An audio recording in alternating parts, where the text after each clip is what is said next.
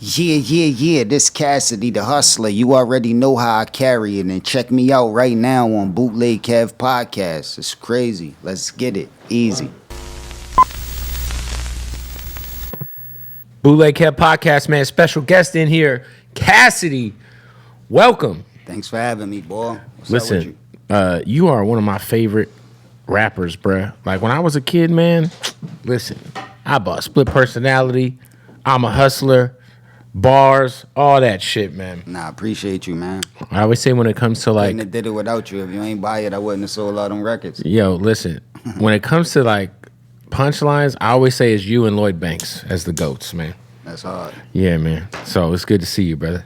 I'm just happy I'm in the conversation. You know, everybody have a different group of people they put me in the conversation with, but I'm just happy I'm in it all the time. What was They the talking about the best punches. and then best you had lyrics. that record where you was the intro where you was battling yourself. Yeah. I got another one too I just did. ARP, RBE, Rare Breed Entertainment, he hosted it. Okay. So he came to the stew, threw some money on the ground for me to battle myself, and I did a new one, so it'll be out soon. What was that? The Hustler versus the what was the name of the record? I did two of them. It was the intro on one of your albums where you was like it was the Hustler versus on the Bars album and the I'm a Hustler album. yeah. Both of Man, them. crazy, man. One time I did the Problem versus the Hustler. Then That's the the next one I'm time thinking it of, was yeah. the Hustler versus Bars. Yeah. Well, listen, man, it's good to have you here. You've been doing a lot of battling too lately. Yeah. Yeah. I'm back, man. I'm back in the ring, in my bag. It got me feeling young again. You know, that's how I started. Doing Right. music, battling, being competitive. So it's helping me get back to my roots. I was gonna say for you, is it like you've had such a long journey through music? Do you feel like, because I feel like when people see some of these lineups, right? And I was just talking to Ness about this. Like I'm like the battle rap world is such a like niche hip hop space that like people can be like real hardcore hip hop heads and really not be super tapped into what's going on in the battle world. You know what I'm saying? Of course. It's his own universe, man. Right. You know what I mean? And you're like a name to where if you're on the flyer, like anybody's like, oh, that's Cassidy. You know what I'm saying? Like you're Sure. bringing eyes to that world that maybe not would have checked it out otherwise. You know what I'm saying? Sure. So you finding it easy for you to thrive in that space in terms of like, because you're kind of bringing a lot of eyes to it. So I'm sure you could charge more than most people. Yeah, like that lane, that form of battle rap, I started it. Mm-hmm. Like nobody never really seen that form of battle rap before they seen me in the Freeway battle. Which was might have heard legendary. You might have heard about it, especially if you wasn't really in the industry and super connected. Mm-hmm. You might have heard about it, but you never actually got a chance to see it, especially on camera. Right. So that was the first time people got a chance to see like somebody face to face being competitive, snapping to no beat, and like to no real flow, like just talking to each other. That was the first time people really got to see it. So that paved the way to all of these leagues starting. So I feel like I started all of this. Right. And I inspired like 99.9% of the people that do it to do it, if not 100%. So that's the reason why I feel like I deserve the money. I run things, and when I come back, I shake it up. And that's why that part of the culture respond like they do when I'm back, because they Right. know the work I put in. Yeah. Yo, the night that you battled Freeway, give me the background of that night. Because was it, they were on Hot 97 that night or something? Yeah, earlier that night. Yeah. That's what started it. And then Swiss was like, I got it. Because obviously Freeway's from Philly, you're from Philly. So that happened at a recording studio.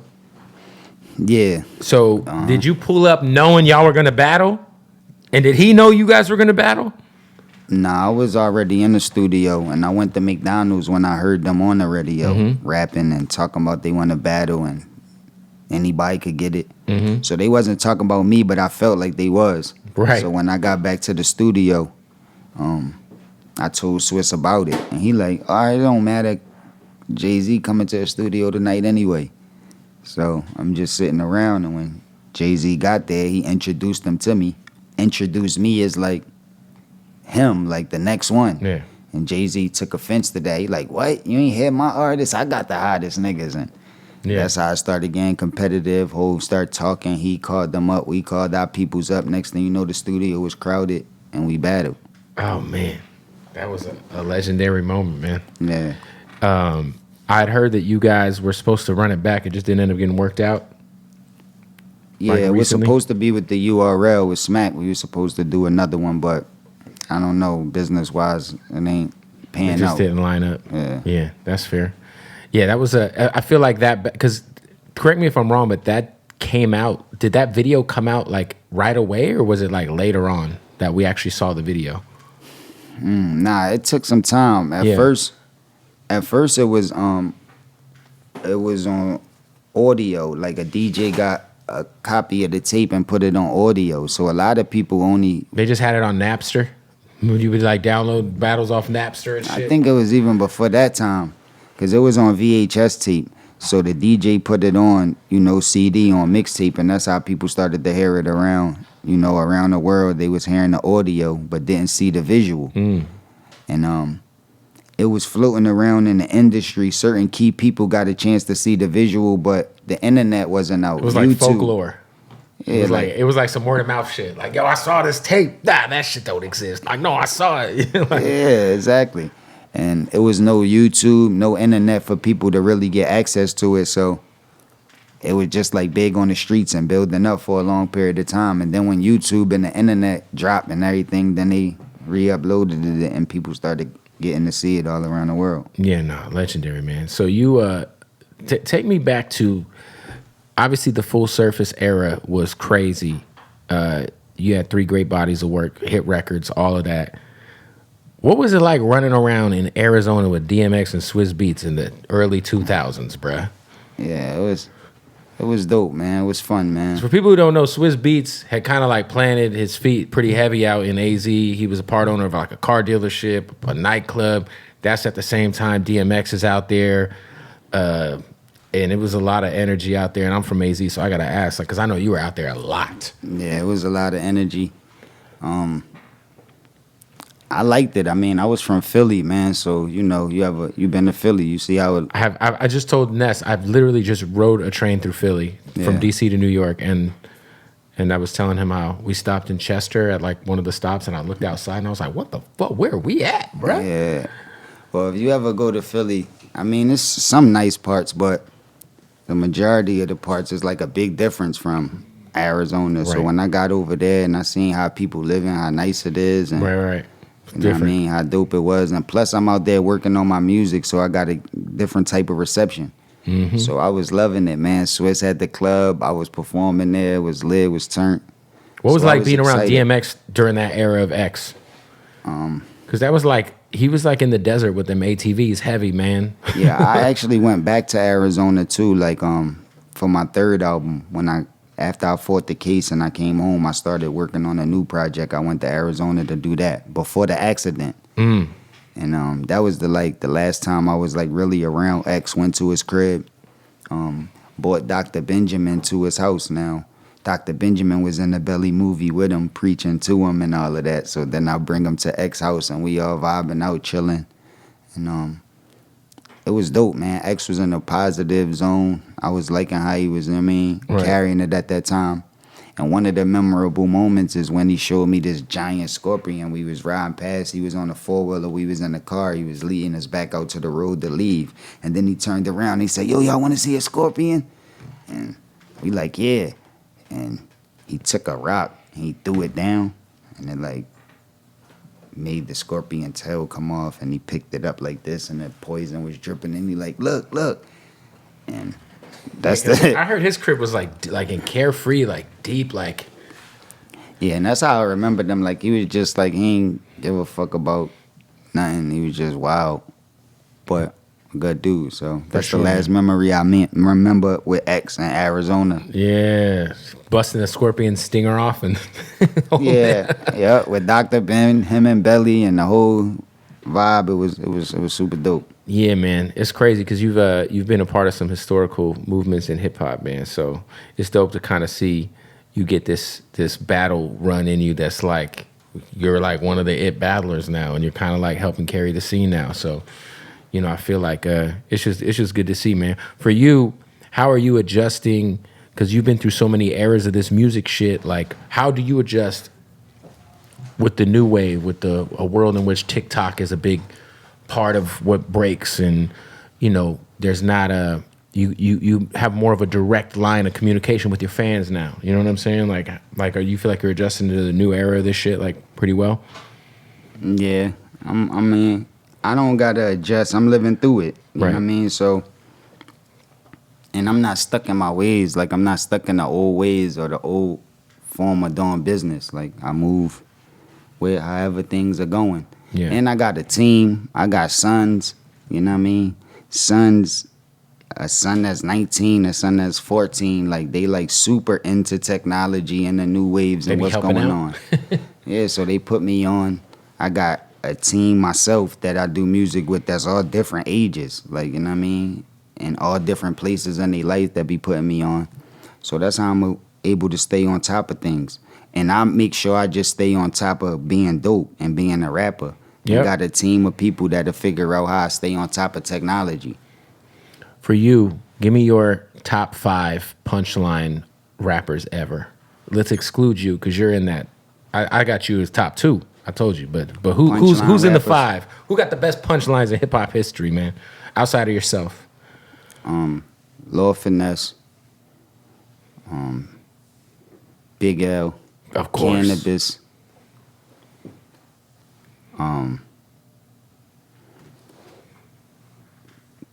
Big Daddy Kane and G-Rap. Yo, Big Daddy Kane, he said that shit on the Big L album where he was like, exhibit styles, I kick with it. Pardon me, but I'm fucking sick with it. Yeah. Shout out to Big Daddy Kane, man, for sure. Big Daddy Kane is a legend, man. That's like I named dudes that like kind of came before me. That was my inspiration. Yeah. Like, and I like took punchlines to the next level. Like, you never heard an artist doing it like back to back, like line after line after line. Like, before you could dissect. You might get 1 or 2 in a verse, but not, Yeah. like everything's kind of. And like before you could dissect one punchline, you already getting into another one and making them connect. Like, they never really seen rappers doing that. But my inspiration is what inspired me to want to create that style. And once I created that, I don't really think nobody took it to a level past that yet. So that's why I got to name the dudes that came before me and inspired me. Hey, we got to stop the interview real quick to tell you about the homies at MyBookie. Bet on anything, anywhere, anytime at mybookie.ag. And check this out. If you sign up right now with the keyword bootleg, you're going to get a first deposit bonus up to $1,000. And that's not it. If you sign up with that keyword bootleg, not only will you get that first deposit bonus up to $1,000, but you're also going to get a free $50,000 Sweet 16 bracket entry. So many ways to win at mybookie.ag. I've been using them for about 10 years now. Trust me when I say I'm not co-signing them because they're dropping the bag. I mean, that's nice, but I've been literally using MyBookie for the better part of the last decade to put all my sports bets in, to play a little online roulette, a little blackjack, a little craps. It's all there. They got the live casino. They got so much going on. Look, March Madness is where it's at right now. You can get down with that Sweet 16, the Elite 8, the NCAA Final Four, all of it. NBA season in full effect. Baseball is about to kick off. Get in on the action. Bet on anything, anytime, anywhere right now with MyBookie. So sign up at mybookie.ag. Use that promo code BOOTLEG right now for that first deposit bonus up to $1,000 and a free $50,000 Sweet 16 bracket entry. Hey, also shout out to the homies at Blue Chew, man. Don't forget, if you're dealing with erectile dysfunction, if your penis is not functioning correctly, if it's a little flaccid, you're trying to get it a little hard, a lot of hard rather, Blue Chew is where it's at. A lot of people ask me, you always talking about Blue Chew, does it work? Yes, it works. All right. Listen, it has the same active ingredient as Viagra and as Cialis, but it's in a chewable form. All right. It is sent right to your door in a discreet package. It's a great thing, man. Go to bluechew.com right now. You use that promo code BOOTLEG right now. You're going to get a month's supply for free of Blue Chew. Why not have some better sex? Okay? Seriously. There's so many other ways you can get down to because they just dropped the Blue Chew mint flavor, which is the same active ingredient as Levitra. Just so many things we can do here. And look, when you go to bluechew.com and you sign up with that promo code BOOTLEG, they're going to literally send it straight to your crib for free. $5 in shipping. You get a month's supply for free. Now, how does it work? One, you don't need to go to any doctor's appointments. It's all handled online with an online pharmacist. You don't have to worry about going and sitting in a waiting room to go discuss your dick with some strange dude or chick. Maybe you're into that. I don't know. With that being said, it's an awkward situation, all right? If you're dealing with erectile dysfunction, all you need to do is go to BlueChew.com right now, use the promo code BOOTLEG, and you will get 1 month supply for free. $0 right to your door. Your wife will even never know it even happened. You know what I'm saying? Maybe you've been a little embarrassed. You're tired of piping down that same old broad that you've been sleeping with for the last 35 years. Put a little pep in your step, man. Take a Blue Chew. Use that promo code BOOTLEG at BlueChew.com and try it for free. Is there anybody from the newer generation that you're just a fan of? Not even on some punchline shit, just on some rapper shit. Like who are you listening to that is from I guess the current era, if anybody? I listen to all type of shit, man. I listen to everything. Moneybagg Yo, like one of my favorite artists. I like a bunch of his songs. He's fire. Like, you know what I mean? I like his voice, his style, and the shit he be talking about. But I like even records, like, you know what I mean? I be with my wife and with the women that's down with my team, and then it could be something like Shabuya Roll Call. Come on, I like that. Like, I like all type of stuff, man. I'm in all different type of bags. I like all of the new artists for different reasons. And just because they might not be lyrical or just because they might not be this or that, they might do other things that I think is dope and I like. And you know, things go in the 360, so I could see a lot of artists that came before them in a new version of the old artists that they are. So I'm excited and I'm glad this shit growing. It's the #1 form of music in the world now. Period, yep. Everybody know what it is. They know it's not a fad. It's going to be here forever. And a lot of new artists finding different ways to be successful in the same thing that we call rap or hip-hop. Sure. You know what I mean? You don't got to be one direction. You don't got to just have bars or be street or be killer. It's like you could be, or even have information. Like you got even rappers that's not too smart, that's uninformed, but figuring out a way to get a fan base. Right. So it's dope. Yo, I always say that for me, it's easy. I separate the art from the artist at all times. And one of the best R. Kelly features ever is obviously Hotel, which is on your first album. That was your first single, right? Yes, sir. What was that process? Because I always heard that R. Kelly's like process as an artist was like, he was like a savant, like Rain Man type shit. You know what I'm saying? Like, what was it like? Did you guys do that in studio together? Yeah. So that was like, you were in the session with Kells as he's cutting that. What was that studio session like? It was my first time meeting him. And I think it was my first time to Chicago, too. So you guys went to Chicago? Yeah. And, you know, Switzerland was telling me, you know, different stuff or how it might be. But when we went in there, I'm a super fan of R. Kelly. Me too. Like, my older brother that raised me, like, you know, we used to ride around in the hood banging banging R. Kelly songs loud. Like, I was a super fan. For sure. So to know that I'm working on my first album, finally got budgets open and it's like big. Yeah. And I'm working on my first single with R. Kelly and Swiss Beats produced it. And it's like, so I was excited. I was super happy. I got in the studio and even Twista came through. I remember Twista came through the studio and me and Twista like start rapping, I think. Twista spit some bars, I spit some bars. And we basically, me and Swiss just was there. Swiss started explaining the record. Like how was it Swiss's idea to do the hotel concept, or was it R. Kelly's idea? Yeah, it was Swiss idea. It was like a collaboration. It was we already had the idea that we wanted to do this hotel record when we went to go see R. Kelly. Mm-hmm. So it was already like an idea we had. We already had the beat, and we already like had the direction a little bit. But once you told R. Kelly like the idea, he just went crazy in his own direction and started singing a bunch of stuff.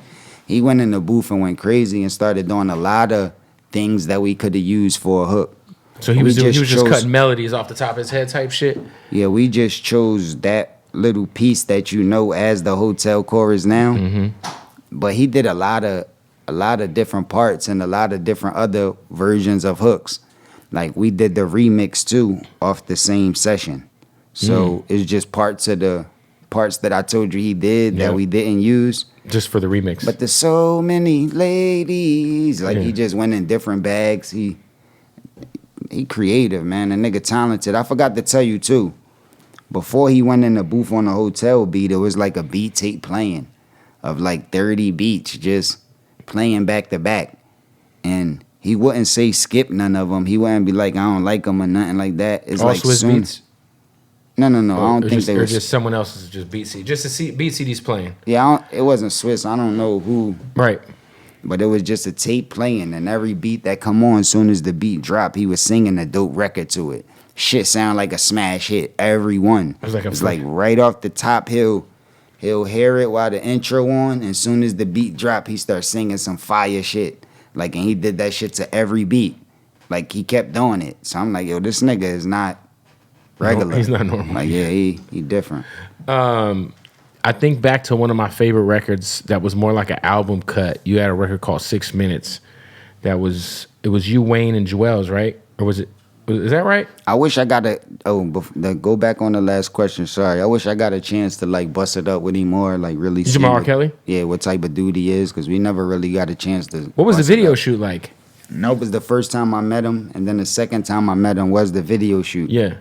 And I never got a chance to meet him after that. Y'all really didn't like bullshit or kick like kind of did it feel like he was kind of helping Swizz out? You know what I'm saying? Like more like that. Yeah. I mean, it was my first project. I ain't have no records out, so I really had nothing for him to really, right, be connected to me. It's just I was connected to something big, which was Full Surface, Swiss, and then J Records, Clive Davis. I had a, you know what I mean? Well, you one of the first. It was like you, Alicia Keys.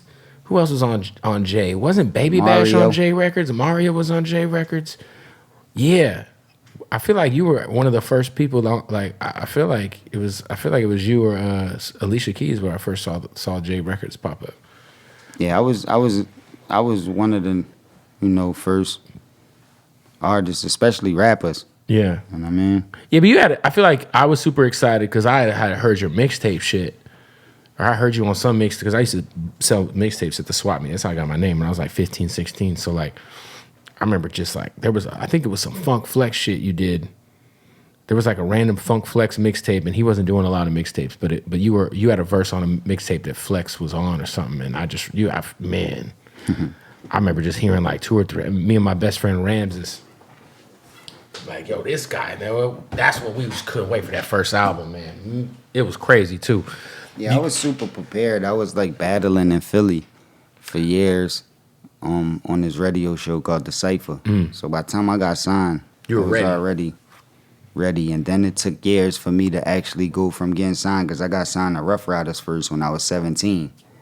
And I ain't really come out with like my first project till I was 21. So it was like 4 years. It's almost like rap, like college. Boot camp, college, yeah. And then you graduated. Exactly. Was there ever any other big battles that you were a part of that never got filmed, or that, back from that era where you're like, man, if that would have been on YouTube, it would have went crazy? Yeah, thousands of them.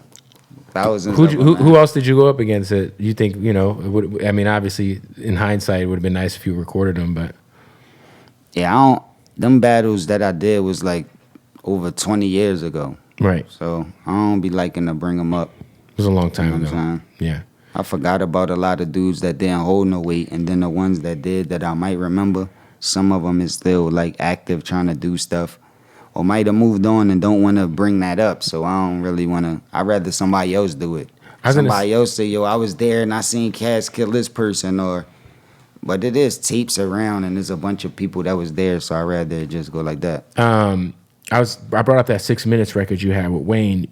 That record came out right around the time when I feel like Wayne was like making that transition from being the dude we knew from like the Hot Boys and like Lights Out Wayne to being like Carter 1, Carter 2 Wayne, where he really kind of was like finally getting, because for a long time I feel like people didn't give a lot of the Cash Money guys respect as rappers. Mm-hmm. And then I think Carter 1 changed that whole trajectory for Wayne. What was that record like? Because that's a record where everyone's just kind of going in.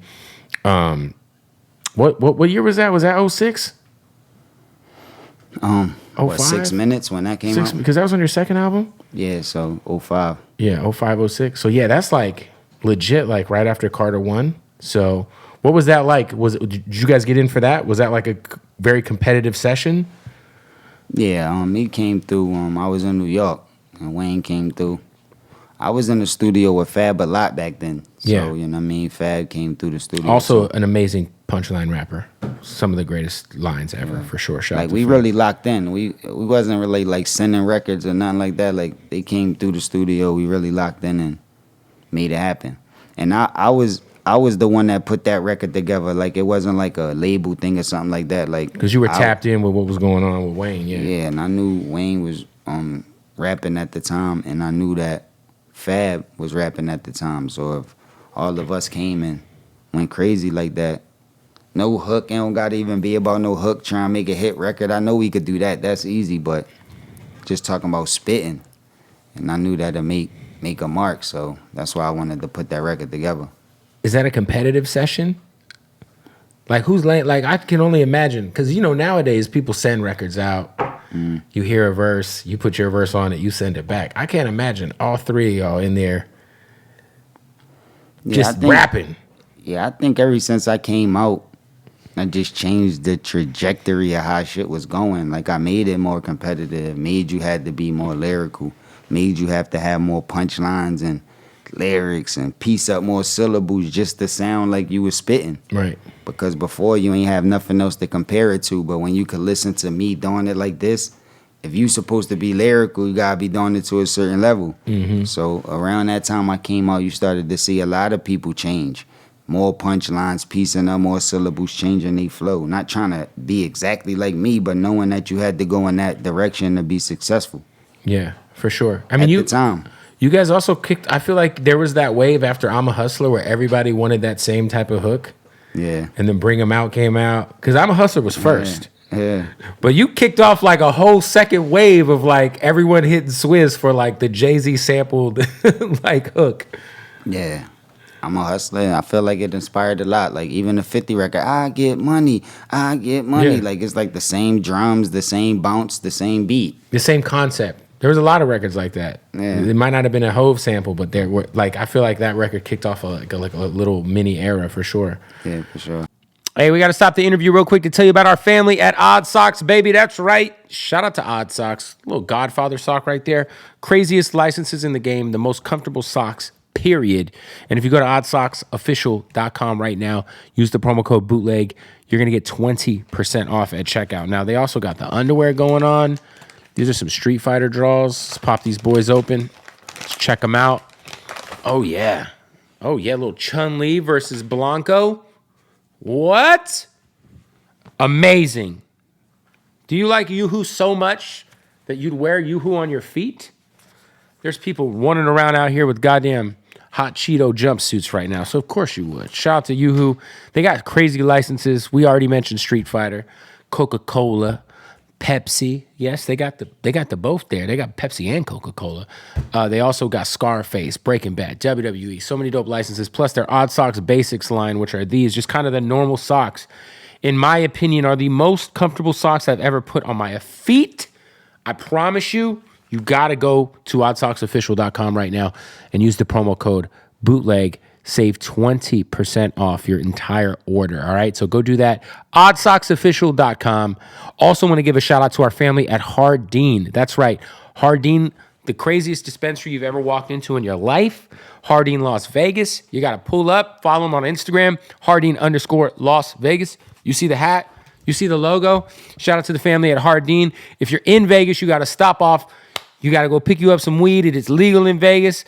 Tell them I sent you. They're going to take care of you, all right? Make sure you follow them. Hardin_Las Vegas, the largest selection of premium cannabis I've ever seen in my life. The best smelling place I've ever walked into in my life. They have a signature scent that's fucking insane. So shout out to Hardin. Go follow them, Hardin_Las Vegas. Check out more info about them at HardinLasVegas.com. Let's get back to the interview.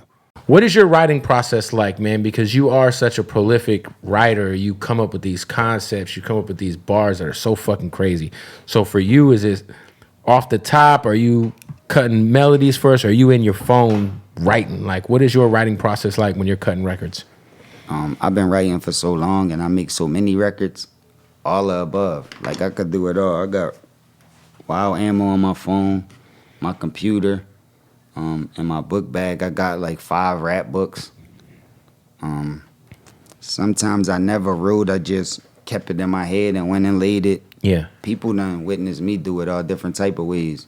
And because I'm so active and try to stay on top of it, I be figuring that that's the best way to do it, not just one way. Like sometimes when I get the time, I like to write. That's the best way I feel. Like seeing actually what you think about and writing it down is the best process to me. But I wish a lot of these kids would write more and not punch in. Because I feel like when you write, I feel like there's something about that process where you like, the punching in shit is cool, but I feel like it's on the fly, so you're really not putting too much thought into each line. Like if it comes out cool, it comes out cool. But I feel like when motherfuckers write, like who was on our show recently that said they stopped punching in and they started writing? Somebody, they're like, once I started writing, like my shit just got better, it got sharper. Because every line really, I gotta write it down. Like, you know what I mean? Like, yeah. This whole generation, they just be punching in, man. You've been through so many. Think of a couple words, say it, you know. They be like, what's something cool I can say here? And then they go to the next line. You know what I mean? I was gonna say this whole, well, you specifically, man, your career, your life, you've been through so many peaks and valleys that we've got to witness as fans. What has inspired you to just keep going, man? Because, you know, I feel like you've been through a lot, and a lot of the shit you've been through that we've got to see you go through might break somebody or might, you know, throw a real fork in their career, and it feels like you're in your bag right now. It feels like you're really on top of your shit. I think the reason why I started doing this, I started wanting to rap when I was super young. Before I had responsibilities or was looking at it like a business. I just wanted to be the best. Right. So that's why I fell in love with it, for bars, for lyrics, and wanting to be the best. And I still got that passion to this day. So a lot of people be in it for business reasons. So when they find out how shiesty this industry is, how fucked up the business is, then it's like, how can you keep motivation? If you was in it for business and you find out how fucked up the business is, what's going to keep you motivated? What's going to keep you in it?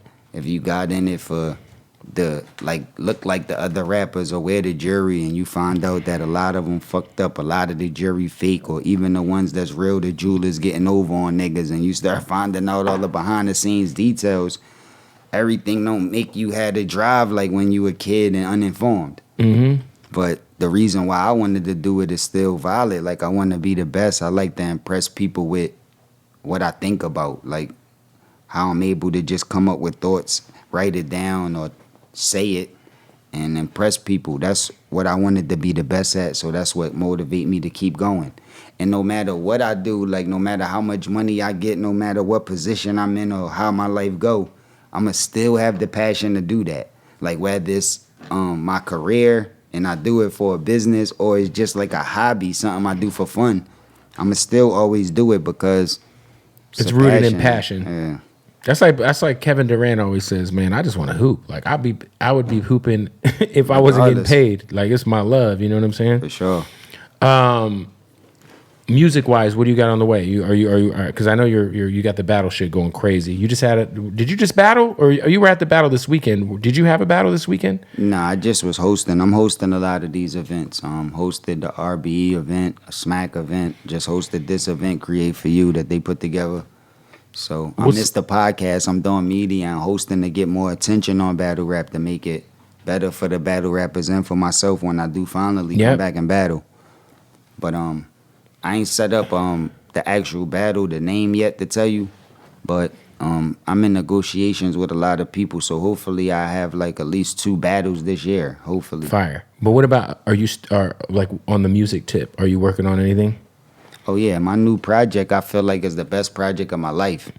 Like this new music I got, this new wave I'm on, is like I'm happy with it and I can't wait to drop it.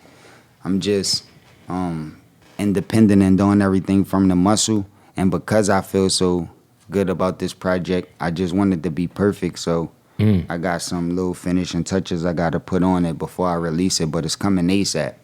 And it's crazy. I got the single already done. We gonna shoot a record off my new project today with Fred Money out here. Shout out to Fred Money, man. Yeah. It's but I'm about to shoot another single real soon, grinding when we go back to Atlanta. But I think me living out Atlanta and being in that new environment is what got me like still spitting bars and lyrical, but the bounces and the flows and the bag I'm in is just like different than you would expect to hear from me, especially a dude that's been in it as long as me. So I can't wait. What's your relationship with Swizz like these days? Still the same, man. That's my brother. We not connected to hang out like we used to, you know what I'm saying? But people grow. We still communicate, still text, still work. He still give me advice. And we still, like, family got a lot more connections other than me and Swizz. Like, me and his pop, me and his uncles, me and a bunch of people that's connected with Swizz. Like, you know what I mean? There's so many years that I've been tied up that I can't really separate myself. Yo, am I tripping, or was there a point in time you were rolling with Carmelo Anthony? Yeah. After I was with Swizz Beats and J Records, right? And I got when J Records fell apart. Was the last album was Bars on J, right? Yeah. Yeah. But when like J Records broke down and Sony took over and started doing all that stuff, I was out my major deal. You know what I'm saying? Because it was no more J Records. Right. So that's when I felt the time to be free. I could go in the independent direction. You know what I mean? But so if I was gonna go in the independent direction, I wanted to still do it big, but I needed investors. So I felt like basketball niggas was getting wild money. Some of them be wasting it and throwing it away. It's not like I'm trying to blow a lot of money. Right. I just need a certain amount. Like if I was with a label to make this project make sense. So I started thinking like, yo, I know basketball players. I know people. Told Melo the plan. Wrote it out in paperwork, presented it to him and his legal team, and that's how we did the deal. But I wasn't signed to Melo like people thought like I in a was traditional signed. way. It was like more to like him like a record label, like he was my CEO and I was signed to him. he was an as- investor.